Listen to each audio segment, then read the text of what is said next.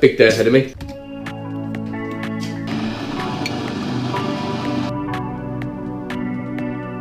Good DIY day always starts with 4 Weetabix. Got a load of stuff I need to get emptied from the house down to the recycling centre, and then I also need to empty the car of all that loft roll first, all the insulation. I'll give you a little glance at how I managed to get all the insulation home. I had a couple of these up on the roof, and I managed to squeeze quite a few in. So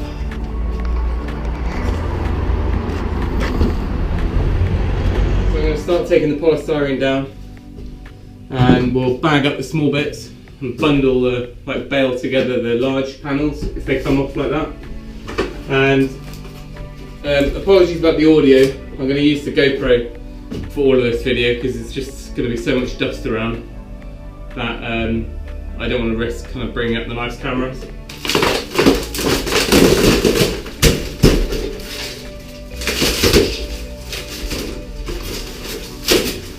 So hopefully they'll all come down like that. So my current plan is to just strip everything down, stick it on this trestle table, and then we'll bale it up.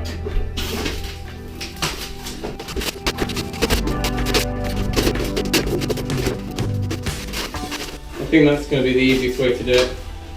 I don't want to use loads of bags, I don't want to break it all down, and I've got to do it all in the car anyway, so we'll stick to this plan for now, and that way I can just take them down as a full bale and squeeze a few more in. So as you can tell from this glorious wallpaper, I'm pretty much there with the polystyrene in this room and through to the landing area. Just looks like it was a painted finish up there. A few bits to come down still. This is my last trip, hopefully. I'm bagging up the small bits, just tipping them out the other end, reusing the bags. And a couple more bales worth to go. And then in this room, some more lovely wallpaper. It's almost there as well. We'll have to seal up the doors, and then when we come to do this landing, I'm going to see if I can sheet over there, maybe with some larger insulation sheets, to stop the dust going downstairs. So we've got this cupboard as well, which we've never really used, but I've just removed all the pine shelves. There were shelves sat on all these battens, going right to the back. And this is our one access hatch into the eaves, which I'll probably need to make a bit larger, put some framework across there. But as I was digging around, I found this beauty. Assuming that is a boomerang. Funky little find to put up on the wall.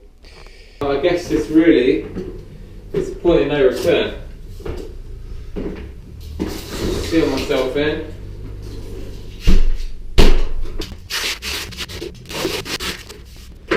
Now from experience, this dust will go anywhere anyway, so you can seal as much as you want, but you know, it will fly through that keyhole. We've had it before, and wherever there's a hole, the dust will find it and it'll suck it through the house. But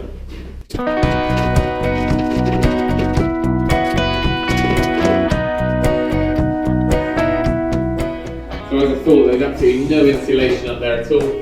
I'm touching the slate now.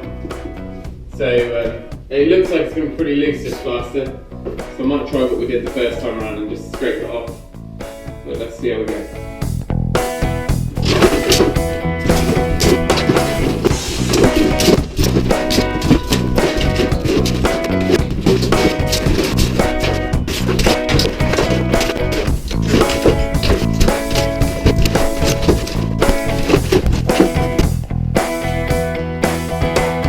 So, it is pretty unpleasant work and pretty slow as well, but we're getting there.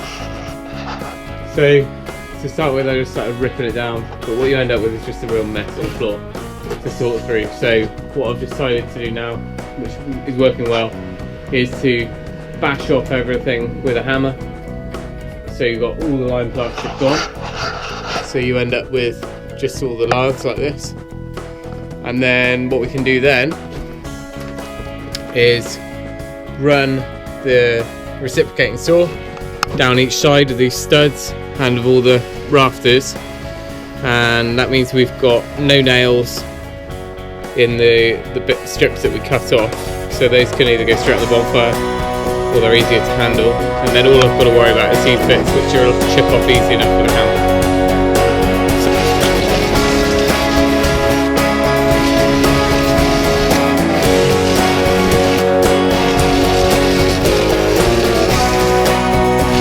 Right, so another day, another room. The audio is not going to be very good on that because I've had to put the dust cover on the back of the camera. So yesterday I had two different methods going on the other room. The first wall I just ripped the whole lot down, had a massive mess on the floor, and then picked through it, got all the wooden bits out, and then shoveled up the rubble. Real dirty, horrible, messy job. I mean, any method will be, but so that was one method. And then the other wall, I used the reciprocating saw and came down every rafter either side. Again, it wasn't that clean a job. There was still lots to sort through. I tried a patch where I knocked all the plaster off and then cut down, but they just start flapping about because this, moves so quickly. You end up with wood flying everywhere, and it wasn't that effective. So I'm going to go back to my trusty method that we used on all the ceilings downstairs, which is just literally go for it, shovel all of the lime plaster off the walls, and then just all you're left with then is all the wooden laths all the way down, and then we can pull those off afterwards.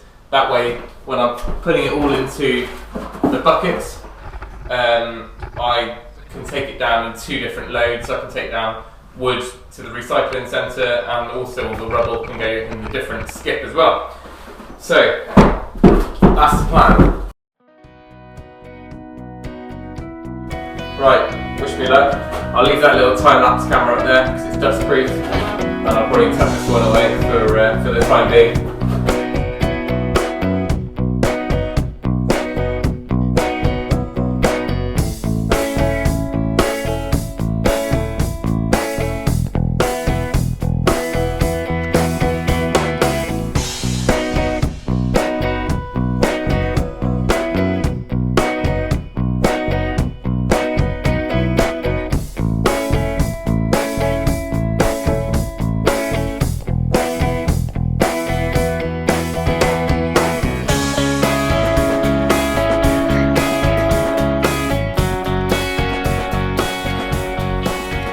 So we're getting somewhere now. Absolute horrible 3 or 4 hours getting all this out. There's just no ventilation, and it's just a complete dust bomb in here. But right, so all these studs had fiberglass between them and polystyrene on the back, which I've taken out and bagged up, which is down here. Rafters pretty much done. I've got a bit of a awkward bit up here with some plasterboard on, which I need to get rid of. Started bagging up the laths because I'm out of buckets, or bundling it was just a pain, so bagging it seems to work fine. And that's through into the eaves, where again there's absolutely loads of polystyrene that I'll need to come out and bundle up. So my aim is to, by the end of today, well actually by 7 o'clock, so I've got people coming, is to have cleared out all of the rooms and swept down and basically got right back to the bare timbers and bare slate. And then whether I try and tackle that landing, I'm not sure if I can face it at the moment, but hey, we've got a lot done this weekend. So hopefully that gives you some idea of what's involved in taking down the Lath and Plaster loft ceiling. It's horrible work, and if I could have avoided it, I would have. We basically had only 70mm behind. The only other option would have been to do it from the outside. We could have taken off all the slates, filled the rafters, and then insulated over all the rafters and created a warm roof that way. But I'm not going to do that in a week. I had a week to do this, so that will have to come next time, getting the slates off. Maybe in the summer we'll get some contractors in to do that. But you know, it'll be worth it in the end. By the time we've insulated this, it's going to be about 4 times the insulation value than what was there. Well, there was nothing up here. There was a bit in the studs here, so we're going to gain a huge amount from doing this. Right, so I'm going to leave it there. I don't think there's any more to say. I will give you a quick after shot in a minute, but I hope that was of interest to some people if anyone's contemplating doing a similar job. But I will make some proper videos once there's no dust in the air. We can get the camera out and make a video on how we're going to insulate this roof and the walls and the loft. So hopefully that'll be a good one too. So thanks for watching. Remember, if you can, do it yourself if you're up for it, and we'll see you next time.